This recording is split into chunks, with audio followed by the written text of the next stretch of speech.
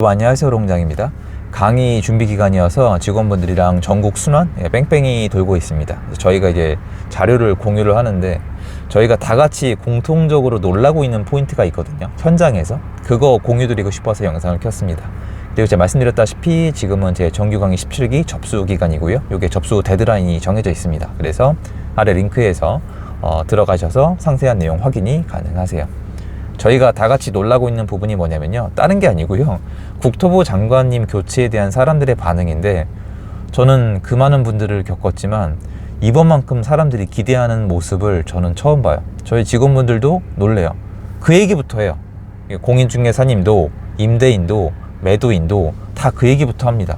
그러면 이게 왜 그러지? 되게 잘하는 분이라서 그런가라고 생각을 하면은, 제가 선뜻 영상을 켜고 성함을 말씀을 안 드리면 지금 새로운 국토부 장관 후보자님 이름 모르시는 분들이 태반이에요. 그런데 엄청 기대해요. 이런 거예요. 야구 선수로 따지면 선수 교체가 일어나는데 다들 와 이러고 있는 거예요. 근데 교체돼서 들어오는 선수가, 다른 뜻은 아니지만 무명이에요. 유명하지 않아. 잘하는지도 몰라. 그냥 무명의 선수가 들어오는데 난리가 난 거예요. 그러면 이분이 잘할지 못할지 모르는 상황에서 왜 이렇게 환호를 하겠어요? 교체를 당하는 이 전 선수에 대해서 사람들이 썩 마음에 들지 않았거나 뭔가 정상적이지 않았다라고 느꼈을 확률이 높다는 거죠. 그런데 요거를 넘었어요. 이 기대가 아니라 살려주세요. 나 살았다. 나 이제 희망이 있는 거, 이런 쪽이거든요. 저는 이거를 보면서 오늘 이 내용을 꼭 정리를 하고 싶었어요.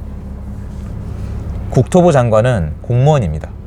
개인, 자연인이 아니라 그냥 공인이에요. 국가란 말이에요. 판사님도 국가고 국가를 대신하는 거예요. 구청의 직원분도 국가고 다 우리한테는 그냥 국가예요. 국토부 장관이 변했을 뿐 국가가 하는 일을 대신한다는 사실은 변함이 없습니다. 즉 어떻게 보면 큰 틀에선 그대로여야 정상이에요. 그런데 국가가 그런 국토부 장관을 바꿨을 때는 뭔가 의미가 있겠죠. 주로 이럴 때는 정책 방향을 바꿀 때도 있어요. 100%는 아니에요. 그냥 개인 사정일 때도 있는데, 정책 방향을 바꾸고 싶으면은 사람을 바꿔버리면 됩니다. 우리 사실 어떤 공공기관이나 공무원 자리에 문제가 생기면 어떻게 합니까? 잘라내고 새로운 사람 앉히죠. 이게 굉장히 많이 쓸 수밖에 없는 방법이에요. 요령이 아니라 이렇게 돌아갑니다. 그러면 이번에 국가에서 국토부 장관을 바꾸고, 만약에 이거 지켜봐야, 이거 되게 중요하거든요. 앉아서 처음에 어떻게 하시는지가 엄청 중요한데, 만약에 친시장적으로 시장을 정상화시킨다고 쳐요. 그러면 사람들이 이런 얘기를 할 거란 말이에요.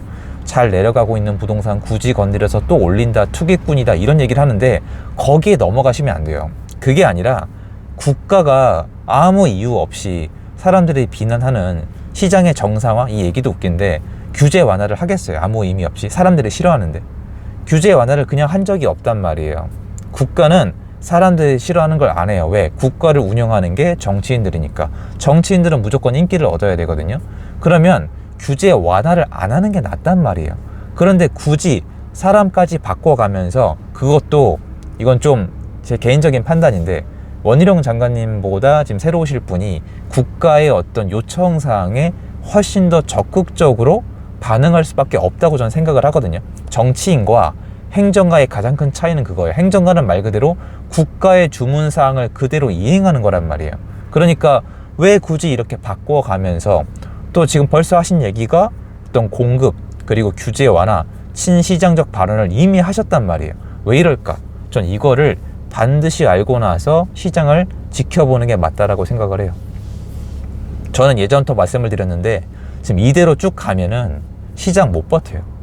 그러니까 정치인들의 인기와 별도예요. 시장이 버틴다는 건 뭐냐면, 부동산 시장이 있지 않습니까?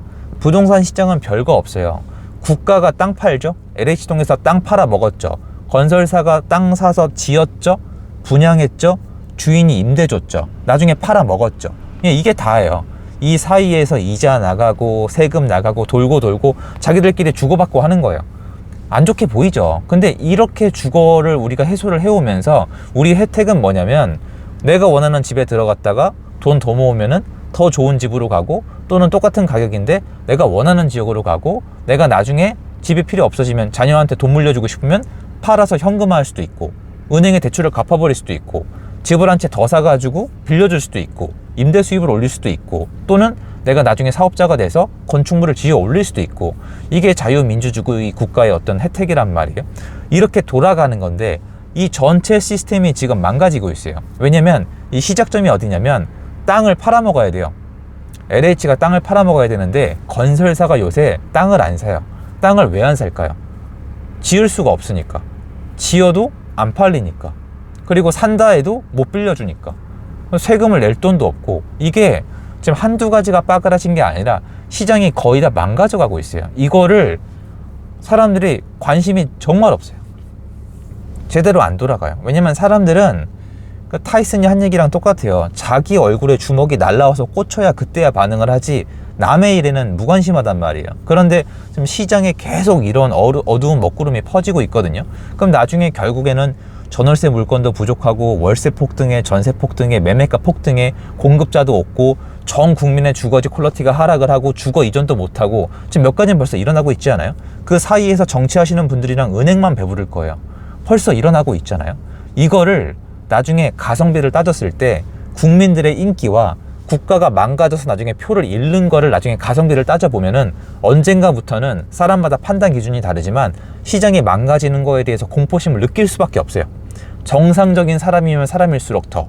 그리고 이 국가가 망가지는 걸 좋아하는 정치인들이 있어요. 진짜 해외 사례를 보세요. 공산주의 국가는 국가가 망가져야 주민들을 더 쉽게 컨트롤할 수가 있어요. 예를 들어서 우리 전 국민 모두가 공공임대주택에 살면은 공무원들이 저 하늘 위에 있는 거예요. 그 예전에 그런 체계를 갖고 있는 국가는 공무원들 위치가 엄청 높거든요.